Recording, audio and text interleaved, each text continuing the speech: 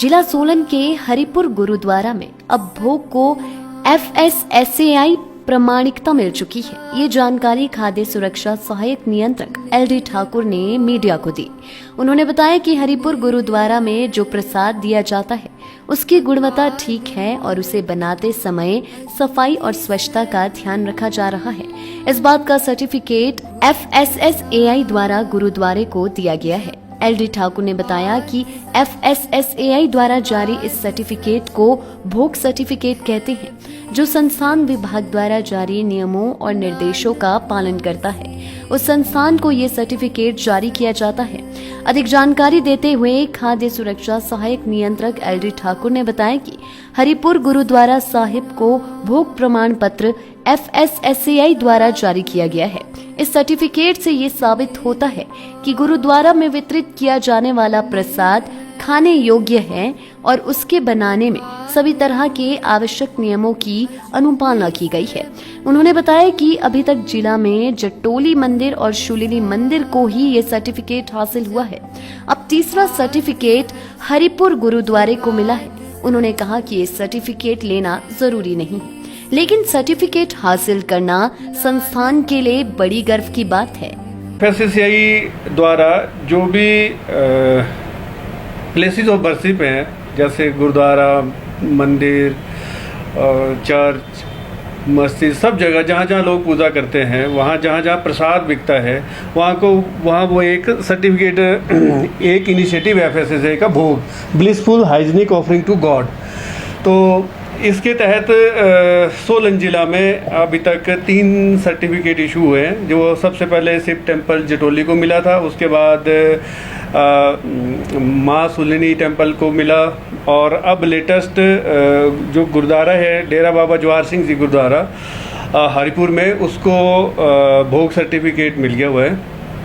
और 2 और टेम्पल हैं जिनका अंडर प्रोसेस है, जिसमें सैंपल हमने ले लिए हैं और उनकी ट्रेनिंग कोविड की वजह से नहीं हो पाई। जैसे ही फास्टैग की ट्रेनिंग हो जाएगी तो उन 2 टेम्पल को भी हम रिकमेंड करेंगे कि उनको भी भोग सर्टिफाइड कर दिया जाए।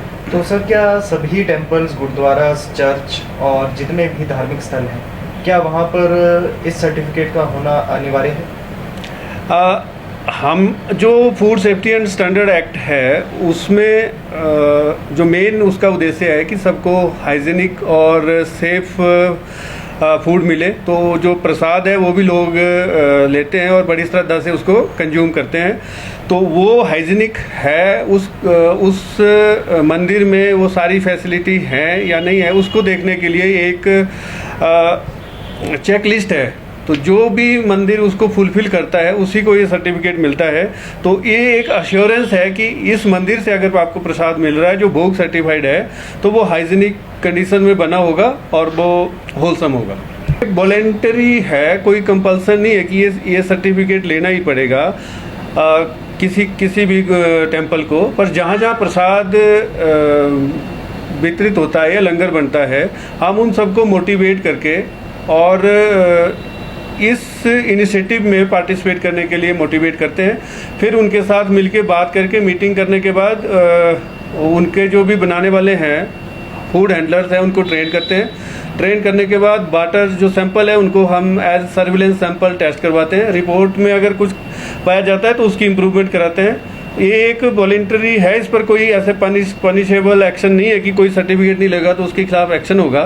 पर जो रजिस्ट्रेशन है कि अगर वो लंगर भी लगा रहे हैं तो food safety and standard act के तहत उनको अपने उस प्रेमाइसेस को रजिस्टर तो करवाना ही पड़ेगा। लाइफ टाइम्स टीवी के लिए सोलन ब्यूरो की रिपोर्ट।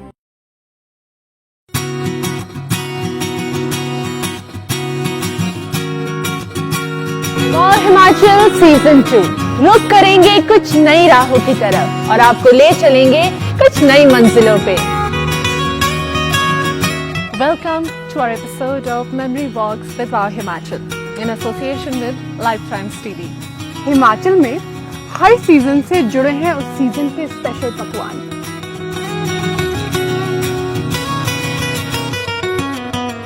एक छोटा सा गांव Shimla gradually became the most happening town in the country। Some of the most beautiful beautiful pages of my life have been written here.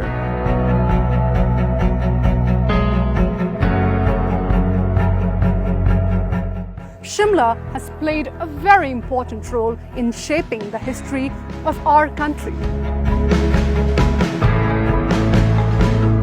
हम इसे समर कैपिटल कहते हैं, ये भी एक गलती है क्योंकि ये समर कैपिटल से कहीं ज़्यादा था।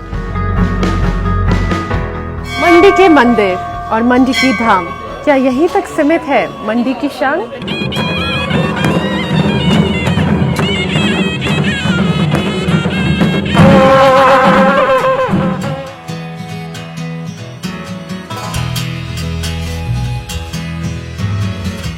हर त्योहार का एक अलग और स्पेशल खाना। इस सीजन में हम आपको ले चलेंगे हिमाचल की और भी फैसिनेटिंग जगहों पे, बताएंगे untold stories and important chronicles, दिखाएंगे हिमाचल के कल्चर और ट्रेडिशंस को और भी करीब से।